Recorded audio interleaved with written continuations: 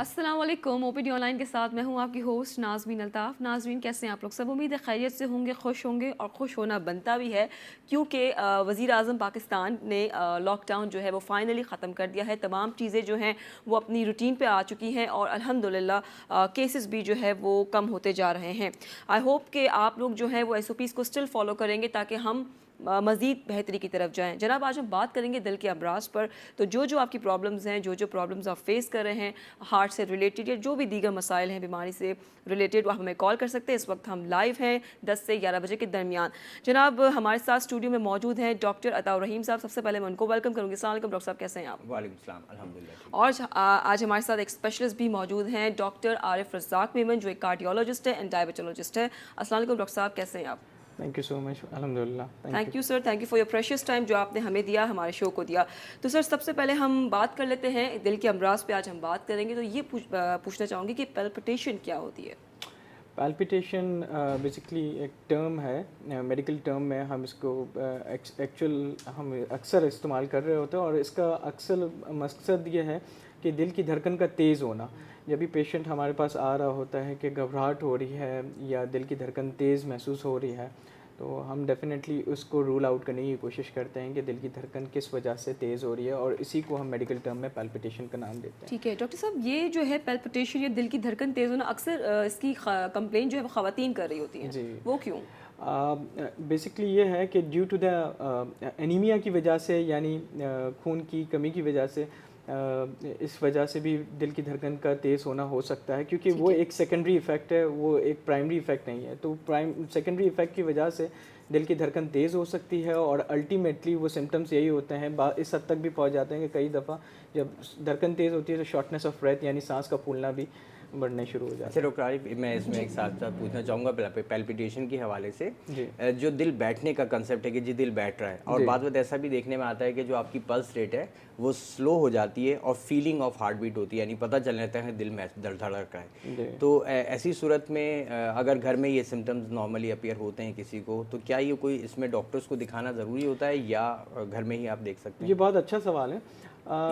अगर तो let suppose कि अगर किसी को सिम्टम्स इसके साथ साथ डेवलप हो रहे हैं या अलामत हो रहे हैं कि चक्कर वगैरह आ रहे हैं, तो और उसी टाइम पे ही साथ में दिल की धड़कन अगर तेज़ भी महसूस हो रही है, तो सबसे पहली बात तो ये कि एक जगह पर सुकून के साथ बैठ जाएं, पानी उस टाइम पे पी लें, और फिर इसके बाद कोई भी घर के फ़र्द में से किसी को कहें कि वो पल्स रेट चेक कर लें। अगर तो pulse rate let suppose less than 60 beats per minute है, तब भी कोई घबराने की बात नहीं है। बट अगर वो 40 के करीब है, तो फिर इस चीज़ पे डॉक्टर को रुजू करने की ज़रूरत है। ख़ास तौर पर कार्डियोलॉजी डिपार्टमेंट में ज़रूर जाएं, जो भी इदारा है, ताकि मज़ीद तशख़ीस हो सके। ECG और चीज़ें करवाएं, जी हाँ, और मगर अगर ये हार्ट रेट अगर more than 90 beats per minute है, तो भी घबराने की कोई बात नहीं है। आप उसी टाइम पे अपना फ़ीवर चेक कर लें कि कहीं साथ साथ बुखार तो एसोसिएटेड नहीं है। अगर बुखार नहीं है और दिल की धड़कन 100 रेट से ज़्यादा बढ़ रही है, तो उस सूरत हाल में भी एंग्जाइटी की वजह से भी हो सकता है।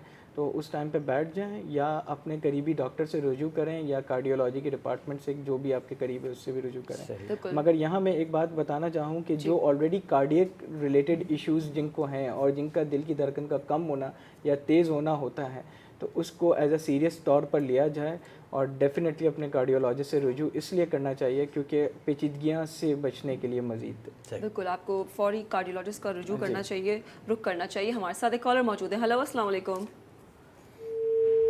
हेलो, अस्सलाम वालेकुम। आई थिंक कुछ प्रॉब्लम है कॉल में। डॉक्टर साहब, ये बताइएगा, जो हार्ट डिजीज़ पेशेंट होते हैं, तो उनको क्या वो नॉर्मल लाइफस्टाइल गुजार सकते हैं या उनको कोई प्रॉब्लम फेस करनी पड़ती है? बिल्कुल नॉर्मल लाइफस्टाइल गुजार सकते हैं, बल्कि हम तो ये कहते हैं कि लाइफस्टाइल मॉडिफिकेशन कार्डियक पहले से ही तो वैसे करना चाहिए। मगर सॉरी टू इंटरप्ट, हमारा कॉलर हमारे साथ मौजूद है जी। हेलो, अस्सलाम वालेकुम। जी वालेकुम अस्सलाम। जी, कौन बात कर रहे हैं, कहाँ से? जी, मेरा नाम आफ्ताब आलम है, मैं अजीज़ाबाद कराची से बात कर रहा हूँ। जी, क्या पूछना चाहेंगे आप? मैं ये पूछना चाहूँगा कि दिल के मरीज को कितनी स्पीड से वॉक करनी चाहिए? अगर वो ज़्यादा स्पीड से करते हैं उनके लिए मुनासिब है या गैर मुनासिब? ठीक है जी डॉक्टर आरिफ साहब। जी शुक्रिया सवाल करने का। मगर बात यह है कि दिल के मरीज़ स्पीड का इससे ताल्लुक़ नहीं है, मगर हम उमूमन कार्डियोलॉजिस्ट ये दरख्वास्त कर रहे होते हैं कि ब्रिस्क वॉकिंग करें, यानी तेज़ तेज़ चलना। उसमें जॉगिंग का इफ़ेक्ट ना होना चाहिए, ना कि बहुत ज़्यादा तेज़ भागना या एग्रेसिव एक्टिविटी करना। उसकी मेन वजह यह है कि अगर आपकी दिल की धड़कन तेज़ हो जाती है किसी भी वजह से, या दिल की धड़कन की कमी हो जाती है किसी भी वजह से, तो मज़ीद परफ्यूजन की कमी या ज़्यादती की वजह से प्रॉब्लम हो सकती है। और ज़्यादातर उमूमन जब तेज़ धड़कन हो जाती है एग्रेसिव एक्टिविटी की वजह से, तो होता यह है कि ब्लड सप्लाई प्रॉपर हार्ट के वेसल्स तक नहीं पहुंच पाती, और जिससे मज़ीद एंजाइना होने का खतरा होता है। यानी जब जब दर्द होने लगे तो उस सूरत में बैठ जाएं जी हाँ, फौरी तौर पे, जरा सा भी एक्सर्ट होने बिल्कुल। ठीक है, thank you for your call. Doctor साहब, हम आपसे पूछ रहे थे कि हार्ट डिजीज़ पेशेंट जो हैं वो क्या नॉर्मल लाइफस्टाइल गुजार सकते हैं? बिल्कुल नॉर्मल लाइफ गुजार सकते हैं, और गुजारना भी चाहिए। और उसकी मेन वजूहत ये है कि लाइफस्टाइल मॉडिफिकेशन में मेन चीज़ आपकी डाइटरी मॉडिफिकेशन है, और नंबर 2 एक्सरसाइज एक्टिविटी है। ठीक है। एक्सरसाइज एक्टिविटी के हवाले से ये according to American heart association की तरफ से ये रिकमेंडेशन है AHA की गाइडलाइन के मुताबिक कि at least 40 minutes in 24 hours it's recommended, या 40 मिनट्स नहीं कर सकते हैं तो एटलीस्ट 25 मिनट्स मिनिमम है। ठीक है। अच्छा डॉक्टर साहब, एक चीज़ मैं पूछना चाहूँगा, जिनका हार्ट काफ़ी कमज़ोर है, यानी इजेक्शन फ्रैक्शन 25 से कम है फॉर एग्जांपल, उनमें एक हेसिटेशन होती है कि जी पानी जो है क्योंकि फेफड़ों में जमा होने लगता है, पल्मोनरी एडिमा जिसे कहते हैं, तो वो पानी की कंजम्पशन को बहुत कम करते हैं। तो क्या ये बात सही है कि उनको वाटर जो है इनटेक एक लिमिटेड उसमें अमाउंट में लेना चाहिए? डॉक्टर साहब, इसका हम जवाब लेंगे, लेकिन हमारे साथ कॉलर भी मौजूद है। हेलो, अस्सलाम वालेकुम। अस्सलाम वालेकुम जनाब। जी वालेकुम अस्सलाम। कौन बात कर रहे, कहाँ से? जी मैं उमर फिताब बात कर रहा हूँ पिंडी से। जी, क्या पूछना चाहेंगे? जी मेरा उम्र 60 साल है। पहले डॉक्टर साहब ने 2 साल पहले मुझे ब्लड प्रेशर की दवाई दी थी। उस वक्त मैं डॉक्टर के पास गया था, उस वक्त 150 का ब्लड प्रेशर मेरा। तो उसके बाद फिर दवाई मैंने 2 साल शुरू किया, अभी तकरीबन 25 दिन हो गए जो मैं रोजाना ब्लड प्रेशर चेक करता हूँ। मेरा ब्लड प्रेशर 120, 121 से 71, 73 होता है। तो मैं ये पूछना चाहता हूँ कि दवाई मैं जारी रखूँ ब्लड प्रेशर का? 25 दिनों में मैं बिल्कुल नहीं करता, मेरा ब्लड प्रेशर इसी तरह रहता है, 120, 127, 126, 74, 73, 78, मतलब इससे ज्यादा नहीं, तो ज्यादा 130/78 होता है। और ठीक है, जी जी। असल में नाज़रीन, मैं चाहूँगा कि थोड़ा सा इसमें मैं बताता जाऊँ, क्योंकि इनका जो कंसर्न आया है वो ये है कि ब्लड प्रेशर इनको 2 साल से दवाई ले रहे हैं, और ब्लड प्रेशर जो है वो वैसे अगर देखा जाए तो रेंज में रह रहा होता है। तो क्या ये आप दवाई जो है पता कर सकते हैं, या इसको कंटिन्यू रखना है इन्होंने दवाई को ब्लड प्रेशर की? ठीक है जी डॉक्टर साहब।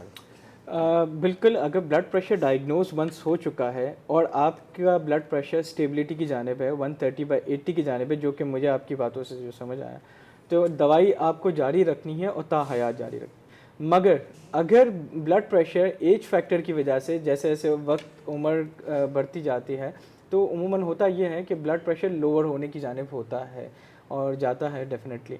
तो उस सूरत हाल में फिर आप अपने डॉक्टर से ज़रूर रुजू करें, और वो डेफिनेटली उसकी ब्लड प्रेशर की जो मेडिसिन है उसकी रोज़ रिड्यूस करेंगे, कम करेंगे, ना कि ये कि वो टोटल बंद कर देंगे। तो जहाँ आप हैं, अगर ब्लड प्रेशर यही मेंटेन रह रहा है जैसे आपने बताया 130/80, तो ये बिल्कुल आप जारी रखें। ठीक है, लॉट मोर टू डिस्कस। अभी फिलहाल वक्त हुआ है हमारे प्रोग्राम एक ब्रेक का। मिलते हैं आपसे शॉर्ट कमर्शियल ब्रेक के बाद। देखते रहिए OPD ऑनलाइन।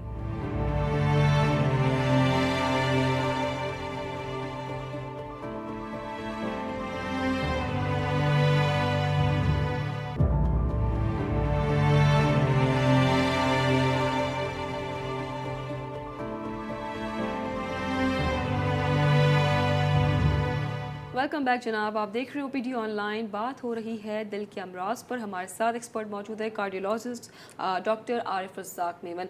डॉक्टर, आपने डॉक्टर साहब से क्वेश्चन किया था, तो मैं चाहती हूँ कि दोबारा हमारे नाज़रीन मैं बस सिर्फ यही सवाल था डॉक्टर साहब से कि डॉक्टर साहब, ये जो कार्डिक फेलियर के पेशेंट्स हैं जिनका दिल काफ़ी कमज़ोर हो जाता है, यानी इजेक्शन फ्रैक्शन 25 या उससे भी कम होता है, और उनको बार बार लंग्स में पानी जमा होता है, पल्मोनरी एडिमा, तो ऐसी सूरत में वाटर इंटेक जो है, पानी का इस्तेमाल पूरे दिन में पीने का किस हद तक होना चाहिए?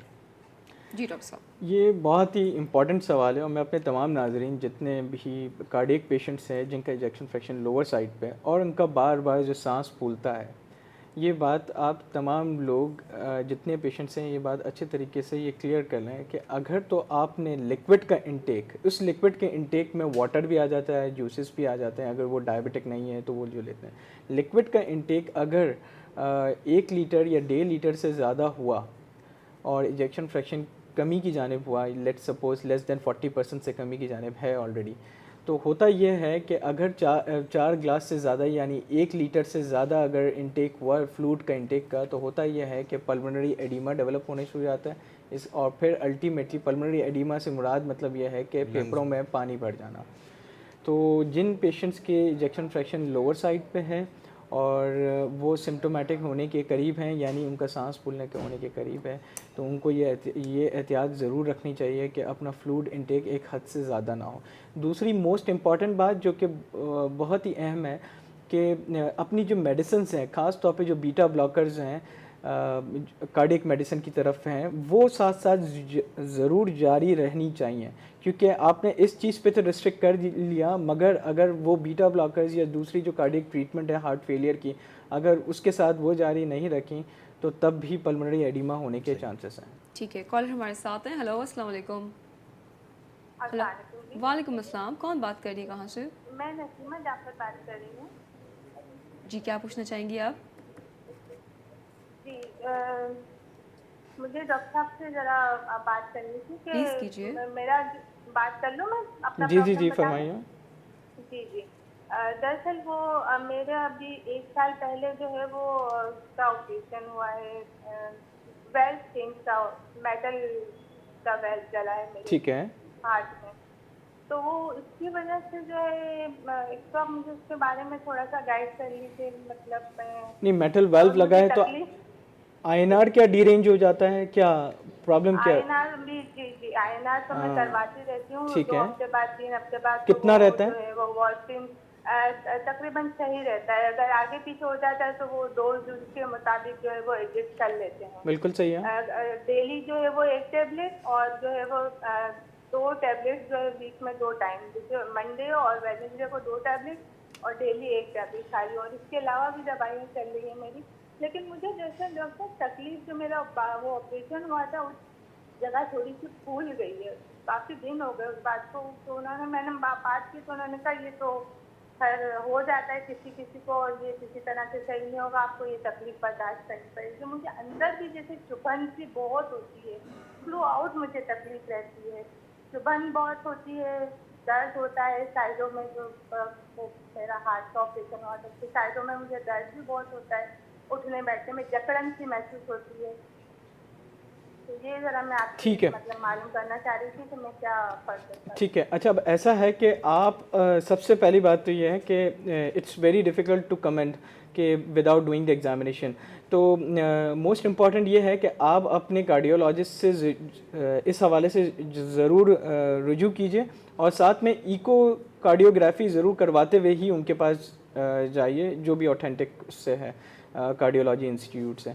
जहाँ तक ये जो दर्द का जो ताल्लुक़ है, ये डेफिनेटली एग्ज़ामिनेशन पे ही पता चल सकता है। और जहाँ तक इसका ताल्लुक़ है कि आईएनआर जो आप बता रही हैं कि कंट्रोल रहता है, और जिस तरह से आप टैबलेट लेती हैं वो उसी तरीके से ही जारी रखिएगा। याद रखिएगा कि आप वारफरिन की जो टैबलेट जो आप ले रही हैं वो आप बंद नहीं करेंगी, वो इसी तरीके से ताहयात जारी रहेंगी।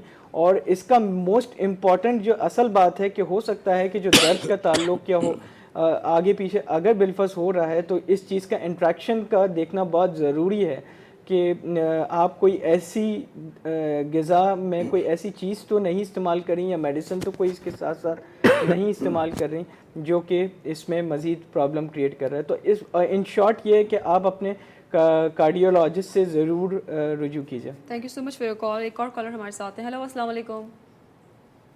हेलो जी, हेलो जी, हेलो, अस्सलाम वालेकुम। कौन बात कर रहे हैं, कहाँ से? मैं जाहिद बात करता हूँ नई कराची से। जी, क्या पूछना चाहेंगे आप? बात ये कि मेरे को जो ना 4-5 दिन से कुछ चक्कर आ रहे हैं, अगर लेटता हूँ तो भी चक्कर आते हैं, खड़ा होता हूँ चक्कर आते हैं, दिल की धड़कन थोड़ी तेज रहती है। ठीक है, भाई ये मसला है इसकी वजह से जो ना मेरी मतलब सांस भी ज़्यादा तेज हो जाती है, सांस भी फूलने लगती है। ठीक है। और उठता हूँ गिर जाता हूँ, ऐसे चक्कर से आ रहे हैं। कितनी उम्र है आपकी? 55 साल। अच्छा, 55 साल उम्र है, ठीक हो गया। डायबिटिक और हाइपरटेंशन। जी हाँ। अब ब्लड प्रेशर, ये शुगर का प्रॉब्लम आपको है? नहीं, शुगर नहीं है, शुगर ठीक। भी टेस्ट करा ली। ठीक है। अच्छा ठीक है नाज़मीन, मेरे ख्याल से असल में देखें आपको ठीक है, दो अभी तीन आपको चीज़ें जवाब चेक देते हैं। कराने की ज़रूरत है। एक तो ये कि कान को आप ज़रूर चेक कराएं ईएनटी से, किसी भी अच्छे ईएनटी को यानी डॉक्टर को दिखाकर कान का देखना होगा कि बाद में चक्कर की वजह एक तो ये होती है। ब्लड प्रेशर आप ज़रूर चेक करवाइए, बाद में थोड़ा सा लोअर साइड पे है। और दूसरा ये कि शुगर बहरहाल एहतियाती तौर पे अपनी एक फास्टिंग शुगर जो है वो ज़रूर चेक करवाएं, यानी रात को 10 बजे खाना पीना बंद कर दें, सुबह 8 बजे की एक शुगर ज़रूर चेक करवाएं ताकि आइडिया हो जाए कि आपकी ब्लड प्रेशर और शुगर ख़ास तौर पे ये कंट्रोल में है। फिर कान का अगर इशू होता है फॉर एग्जांपल, तो इंशाल्लाह इसके हवाले से मेडिसिन दी जा सकती है जिससे चक्कर कम हो जाएं। 12 से 1 के दरमियान आप कॉल कर लीजिएगा इंशाल्लाह, तो मैं आपको एडवाइस कर दूँगा। ठीक है, कॉलर हमारे साथ हैं। हेलो, अस्सलाम वालेकुम। हेलो जी, हेलो, कौन बात कर रहे हैं, कहाँ से? आई थिंक कुछ कॉल में प्रॉब्लम है। डॉक्टर साहब, मैं पूछना चाहूँगी, कोई बच्चे जो पैदाइशी बच्चे होते हैं अक्सर कहते हैं कि उनके दिल में सुराग है, तो उस सवाल से आप क्या कहना चाहेंगे डॉक्टर आरिफ? जी, देखें इसमें कंजेनाइटल डिजीज़ मुख्तलिफ होती हैं, जिसमें ASD atrial septal defect, VSD ventricular septal defect, TOF आ जाता है, टेट्रोलॉजी ऑफ फेलेट्स जैसे हम कहते हैं। तो ये बड़ी common most important common disease हैं जो कि अक्सर हमारी पीडियाट्रिक कार्डियोलॉजी में आती हैं and we see very commonly. तो सारी सूरत हाल में पेशेंट जब वालिदैन अपने बच्चों को लेकर आते हैं तो वो मुख्तलिफ ऑब्वियसली क्योंकि पेशेंट खुद तो नहीं बता पा रहा होता, तो वो सिम्टम्स जो होते हैं वो कई दफ़ा साइनोज होते हैं, यानी ब्लू पड़ जाना, थोड़ा सा शॉर्टनेस ऑफ ब्रेथ, वो हम जब देख रहे होते हैं तो बच्चे का सांस फूल रहा होता है। फिर जब हम उसकी पीडियाट्रिक से कार्डियोलॉजी से हम ECG करवा रहे होते हैं तो ECG में भी कुछ चेंजेस आती हैं या दिल की धड़कन का तेज़ हो जाना हो रहा होता है। जब हम फर्दर ऑस्कल्टेशन करते हैं और इकोकार्डियोग्राफी करवाते हैं तो मज़ीद चीज़ें रूल आउट हो जाती हैं। तो ये पूरा डोमेन पीडियाट्रिक कार्डियोलॉजी का है और उसमें फर्दर हम प्रोसीजर्स की तरफ भी जा रहे होते हैं। अगर तो ये सिम्टम्स, अगर तो मेम्ब्रेन खुद ब खुद जैसे जो सुराख वगैरह है वो खुद ब खुद अगर बंद नहीं हो पाते मेडिसिन के तहत के थ्रू या हम इंतज़ार कर रहे होते हैं तो फिर अल्टीमेटली हमें प्रोसीजर की जाने जाना होता है। वरना कुछ केसेस में इस तरह से भी होता है, बल्कि आप ये कह लें 50% ऑफ द केसेस में इस तरह से भी होता है कि वो जो मेम्ब्रेन जैसे ASD का है वो खुद ब खुद वक्त के साथ वो बंद हो जाती है और पेशेंट के जो सिम्टम्स है वो भी रिजॉल्व हो जाते हैं अल्हम्दुलिल्लाह, ही और she get back to its normal life. ठीक है, ज़बरदस्त। अगर कॉलर नहीं है, हाँ जी डॉक्टर साहब, कॉलर हमारे साथ है, इसके बाद मैं आपकी तरफ आती हूँ। हेलो, अस्सलाम वालेकुम। वालेकुम अस्सलाम जी, कौन बात कर रही, कहाँ से? जी, मैं जकिया बात कर रही हूँ कराची से। जी, क्या पूछना चाहेंगे आप? जी, मेरा मसला ये है कि मेरे सीने में अक्सर पेन होती है और शोल्डर मेरे अक्सर भारी रहते हैं और हाथ में भी उल्टे साइड पे ना, लेफ्ट साइड पे मुझे दर्द महसूस होती है। चलते हुए सांस फूल जाती है, बहुत ज़्यादा जो है ना सांस फूलती है मेरी, यानी कि मैं कोई काम भी करने लगती हूँ, जैसे फर्श धो लूँ या कोई इस तरह का काम करूँ तो मुझे फ़ौरन सांस की प्रॉब्लम आ जाती है। तो मैं पूछना चाह रही थी कि ये दिल का मसला हो सकता है? ये कितने अरसे से आपको हो रहा है? ये मुझे तकरीबन 3-4 साल हो गए हैं। ठीक है, इस दौरान आपने अपनी ECG या किसी कार्डियोलॉजिस्ट से आपने अपना रिव्यू करवाया है? नहीं, मैंने नहीं करवाया। ठीक है, क्योंकि मैं जब रात में सोती हूँ ना तो ज़्यादा रात को सोते वक्त होता है, लेफ्ट साइड पे जब मैं सोती हूँ तो सोते में मुझे ज़्यादा पेन महसूस होती है। देखें ये it's very difficult to comment on that कि इस वक्त ये हम बता सकें कि ये दिल के हवाले से हो सकता है नहीं हो सकता। अलबत्ता ये कि आप अपने कार्डियोलॉजिस्ट से, अपने कार्डियक फिजिशियन से ज़रूर उनके पास अपना एग्ज़ामिन करवाइए और ECG के साथ और इको के साथ वो ज़रूर कीजिए, तो उससे चीज़ें रूल आउट डेफिनेटली हो जाएंगी और एग्जामिनेशन से मज़ीद पता चल जाएगा कि ये दिल के हवाले से है या ये मस्कुलर रिलेटेड है। ठीक है जी। मेरा एक बेबी जो हुआ था पैदाइशी तौर पे, उसको भी दिल का मसला हो गया था। ठीक है। 3 महीने में उसकी डेथ हो गई। उन्होंने डॉक्टर्स ने यही बताया कि ये कार्डियोलॉजी का इसका मसला था, हार्ट का इसका मसला था। ठीक है। तो 3 महीने में उसकी डेथ हो गई थी। ठीक है। तो कहते हैं कि बच्चे को, माँ को अगर हार्ट प्रॉब्लम हुई तो बच्चे को भी हो गई, तो ये मसला हो सकता है क्या? देखें ये ज़रूरी नहीं है इस तरह। मेरे ख्याल से कॉल कट गई, मगर मैं इसका सवाल का जवाब देना चाहूँगा क्योंकि ये ज़रूरी नहीं है कि मदर को प्रॉब्लम है तो डेफिनेटली बच्चों में भी वही इसी तरीके से जाए, और ये भी ज़रूरी नहीं है कि अगर बच्चे में प्रॉब्लम है तो डेफिनेटली हम ये रूल आउट करें कि मदर में प्रॉब्लम है।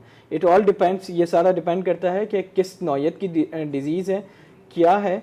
और उमूमन ये चीज़ मैं ज़रूर यहाँ ये कहना चाहूँगा कि फ़ीमेल्स में ड्यूरिंग द प्रेगनेंसी अगर शॉर्टनेस ऑफ ब्रेथ होती है तो वो जो टर्म, मेडिकल टर्म में हम कहते हैं पेरीपार्डम कार्डियोमायोपैथी, और फिर उसके मुताबिक हम पेशेंट्स को उन फीमेल पेशेंट्स को हम डील कर रहे होते हैं। पेरीपार्डम कार्डियोमायोपैथी आपके जो डिलीवरी होने से 2 महीने पहले से लेकर उसकी तकरीबन टोटल जो ड्यूरेशन होता है वो 6 मंथ्स का होता है, तो तब तक हम उस ड्यूरेशन में अगर शॉर्टनेस ऑफ ब्रेथ और हार्ट फेलियर के साथ होता है during the delivery, during the pregnancy till delivery and after the delivery, तो उसको हम पेरीपार्टम या पोस्टपार्टम कार्डियोमायोपैथी कहते हैं।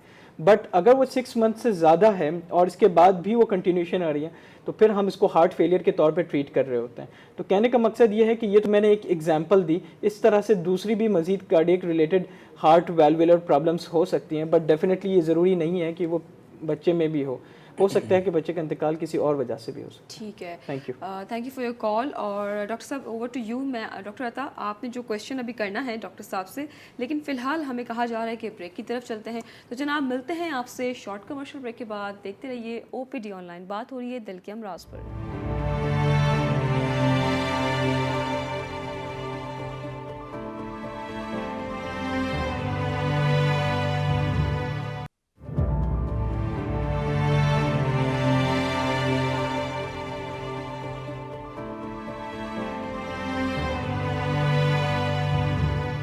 Welcome back from the break. आप देख रहे हैं OPD ऑनलाइन, बात हो रही है दिल के अमराज पर। डॉक्टर साहब ओवर टू यू, डॉक्टर अता साहब। जी मैं डॉक्टर आयशा से ही पूछना चाह रहा था क्योंकि बात हम थोड़ा ब्रेक में भी यही बात कह रहे थे कि जो यंग अगर पेशेंट्स हैं, खुदा न खास्ता उनमें कार्डिक इश्यूज़ आते हैं जिनका इजेक्शन फ्रैक्शन बेहतर है तो अमूमन स्टेबल रहते हैं, लेकिन ज़्यादातर वो एज ग्रुप के पेशेंट जो 50 प्लस हैं और कार्डिक फेलियर है, यानी उनका हार्ट बहुत वीक हो गया जिसके वजह से लंग में बार बार पानी भरता है, तो ऐसी सूरत में जो कार्डियोलॉजिस्ट हैं डॉक्टर साहब उनको रिकमेंड किया जाता है फ्लोसिमाइड्स हैं या स्पायरोनोलेक्टोन यानी दी जाती हैं। ज़्यादातर मैं अगर कहूँ तो लैसिक्स है, वो बहुत कॉमनली दी जाती है। अमूमन पेशेंट्स को हमने ये देखा है, इवन OPDs में भी बात आते हैं कि जी मुझे ज़्यादा हो रहा था, फेफड़े में पानी महसूस हो रहा था तो मैंने एक डोज ज़्यादा खा लिया, तो क्या ये मुनासिब है या गलत तरीका है? देखें, सबसे पहली बात तो ये है कि हमारे यहाँ के कल्चर में ऑल ओवर अगर हम देखें तो non compliance to the medicine बहुत ज़्यादा एक मेन फैक्टर इशू है। सिम्टम्स क्यों डेवलप हुए? सबसे पहले तो आप पेशेंट को खुद का अपने आप से सवाल करना है। सिम्टम्स डेवलप ही इसी वजह से हुए हैं कि आपने कोई डेफिनेटली कोई मेडिसिन स्किप की है जिसकी वजह से ये हुआ है। बहुत ही रेयरली चांस है 2 to 3% के जो नहीं है, इवन दो के मेडिसिन लिए, एहतियाती तदाबीर की और उसके बावजूद भी फेफड़ों में पानी भर गया, सांस फूल गया, तो वहाँ तो डेफिनेटली कार्डियोलॉजिस्ट से, कार्डियक फिजिशियन से आपको रुजू करने की ज़रूरत है, और वहाँ पर वो डेफिनेटली डोज को टाइट्रेट करेंगे और इसके मुताबिक वो प्रॉब्लम रिजॉल्व। यानी जब कभी भी फेफड़ों में पानी अगर जमा होना शुरू हो जाए जिसकी वजह से आप सिर्फ बैठ सक रहे हैं, लेट भी नहीं सकते, खांसी बहुत ज़्यादा हो रही है, तो आप घर में अपने आप को ट्रीट ना करें, बिल्कुल एमरजेंसी घर में ट्रीट ना करें, एमरजेंसी से ज़रूर रुजू करें, कार्डियक एमरजेंसी से, ताकि डायूरेटिक की या दूसरी वजूहत को, ये कॉज को रूल आउट कर सकें कि लेटने की वजह क्या है, क्योंकि इसमें कोई दूसरी वजूहत भी हो सकती हैं। इसमें पेरिकार्डाइटिस भी हम रूल आउट कर सकते हैं, इसमें हम ये हार्ट फेलियर को हम रूल आउट कर सकते हैं। आप जो कहते हैं ना कि हार्ट की जो जल्द में जो पानी भर जाना, तो मुख्तलिफ चीज़ें हैं, तो हमें इसमें चीज़ को रूल आउट करना बहुत ज़रूरी है। ठीक है डॉक्टर आरिफ साहब, मैं आपसे पूछना चाहूँगी जो हार्ट पेशेंट हैं, आप उनको कौन सी ऐसी ग़िज़ाएँ हैं जो रेकमेंड करते हैं? देखिए, ये तो मोस्ट बेसिक है, और ये मेन इम्पॉर्टेंट ये है कि फ्रेश फ्रूट्स। इसका जवाब मैं आपसे लूँगी कॉलर के बाद। हेलो, अस्सलाम वालेकुम। वालेकुम अस्सलाम। जी, कौन बात करिए, कहाँ से? मैं नौशीन बात कर रही हूँ भावलनगर से। जी नौशीन साहिबा, क्या पूछना चाहेंगी आप? मेरी एज 38 इयर्स है और मुझे हार्ट का थोड़ा सा प्रॉब्लम महसूस होता है, जैसे कि चलते हुए या सीढ़ियाँ चढ़ते हुए या आम रूटीन में भी चलते हुए सांस फूलता है और हार्ट बीट तेज़ हो जाती है। ठीक है। और मेरी हार्ट बीट 100 से अबव चली जाती है, जैसे 115, 120, और सीने पे दबाव महसूस होता है मुझे। एसवीटी की तरह है। ठीक है। ECG मैंने करवाई है, ECG मेरी ठीक आई है, उन्होंने डॉक्टर ने बस मुझे मेडिसिन दे दी है। तो मैं डॉक्टर साहब से ये पूछना चाह रही थी कि ये कोई हार्ट का मसला हो सकता है या फर्दर मुझे क्या करना चाहिए? जी शुक्रिया। देखें ये बिल्कुल कार्डियक रिलेटेड एक इशू है जिसको हम ये कह सकते हैं इस वक्त, ये कबल अज़ वक्त कहना कि ये है, बट जितना आपने हिस्ट्री बताई है उसकी बिहाफ पे हार्ट बीट तेज हो जाती है। जी हार्ट बीट तेज़ हो जाती है, तो और आप कह रहे हैं कि 150 या उससे भी अबव चली जाती है ऑल ऑफ अ सडन, ठीक है, तो उसमें ये हम SVT की तरफ हम सोच सकते हैं कि सुप्रावेंट्रिकुलर एक्चुअली मेरा ठीक है डॉक्टर साहब। नहीं SVT मैं ये टर्म इस्तेमाल कर रहा हूँ जो कि मेडिकल टर्म है कार्डियोलॉजी के पॉइंट ऑफ व्यू से, ये SVT कहलाता है, सुप्रावेंट्रिकुलर टैकीकार्डिया। तो इन शॉर्ट ये आपको अर्ज़ ये करना है कि आप अपने कार्डियो फिजिशियन से ज़रूर रिव्यू कीजिए ECG परफॉर्म करके, ताकि वो इस चीज़ को रूल आउट करके उसके मुताबिक वो मेडिसिन प्रिस्क्राइब कर सकें, ताकि ये आपका जो कार्डिक इशू है, जिस दिल की धड़कन का तेज़ होना, वो कम हो सके और इसी वजह से ही आपका सांस फूल रहा है। जब दिल की धड़कन ऑब्वियस सी बात है कि जब नॉर्मल की जानिब होगी तो सांस फूलने का अमल भी नॉर्मल हो जाएगा। ठीक है, बहुत शुक्रिया आपकी कॉल का। जी डॉक्टर आरिफ साहब, आप ग़िज़ाएँ बता रहे थे। जी ग़िज़ाएँ के हवाले से यह है कि फ़्रेश फ्रूट्स और वेजिटेबल्स का इस्तेमाल ज़्यादा से ज़्यादा किया जाए। ऑयली डाइट ख़ास तौर पे घी या तेल में जो चिकनाहट वाली जो चीज़ें हैं उससे बिल्कुल अवॉइड किया जाए। आजकल वैसे ही जैसे ईद के फ़ौरन बाद ही लोग पाए निहारी ये इस तरह की जो आइटम्स हैं, तो ये कार्डियक पेशेंट्स के लिए बहुत ही ज़्यादा नुकसानदेह हैं। दूसरी चीज़ें ये हैं कि जो सॉल्ट का जो इंटेक है कार्डियक के, उसमें बहुत ज़्यादा इस्तेमाल ना किया जाए। जो एक्चुअल AHA की जो रिकमेंडेशन है अमेरिकन हार्ट एसोसिएशन की, कि वो 1200 से 1500 मिलीग्राम के उस हद तक है, इससे ज़्यादा मैक्सिमम ना हो। तो कहने का मकसद ये है कि सॉल्ट का इंटेक ज़रूर रखें अपने खाने में, मगर ऊपर से ना छिड़का जाए। तीसरा ये कि लाइफस्टाइल मॉडिफिकेशन में मोस्ट इंपॉर्टेंट जो एक्सरसाइज की एक्टिविटी आती है, जिस तरह से मैंने कहा था कि ब्रिस्क वॉकिंग की जाए डेली बेसिस पे, एटलीस्ट 30 to 40 मिनट्स वॉक होनी चाहिए। ठीक है। हमारे यहाँ पर अल्कोहल का, क्योंकि वी आर इस्लामिक कंट्री, तो अल्कोहल के कंजप्शन का एज सच इतना नहीं है, बट अल्कोहल भी अवॉइड की जाए तो बहुत ही बेहतर है। फिर आ जाता है स्मोकिंग का risk factor. Smoking is one of the most important risk factor for the cardiac disease. It can worsen the disease. ये मज़ीद प्रॉब्लम और पेचीदगियाँ क्रिएट कर सकता है, तो स्मोकिंग को किसी तरीके से इनहिबिट किया जाए, बंद किया जाए, और नहीं है तो कम से कम उसको रिड्यूस करके उसको एग्जिट की तरफ किया जाए। ठीक है। तो ये सारी चीज़ें हैं कि जो कि कार्डियक की तरफ मज़ीद बचा सकती हैं पेचीदगियों से। और जो जो जो 45 या 50 एज अबव हैं, जिनमें हार्ट का प्रॉब्लम्स होने के शुबा होता है, तो अगर इन एहतियाती तदाबीर पे ही सिर्फ अमल कर लिया जाए तो वो जो होने वाली होती हैं वो मज़ीद डिले हो सकती है। बिल्कुल, आपको एहतियाती तदाबीर इख्तियार करनी ज़रूरी है। कॉलर हमारे साथ हैं। हेलो, अस्सलाम वालेकुम। हेलो जी अस्सलाम वालेकुम, कौन बात कर रही हैं? जी मैं अब्दुल्ला बात कर रहा हूँ। जी क्या पूछना चाहेंगे आप अब्दुल्ला? जी मैं ये पूछना चाह रहा हूँ कि अगर हमारा ये ज़्यादा खून पंप ना करे तो उससे हमारी स्किन पे इफेक्ट पड़ता है? मुझे समझ नहीं आया। दोबारा बोलिएगा, क्या सवाल कहिएगा दोबारा, क्या पूछे थे?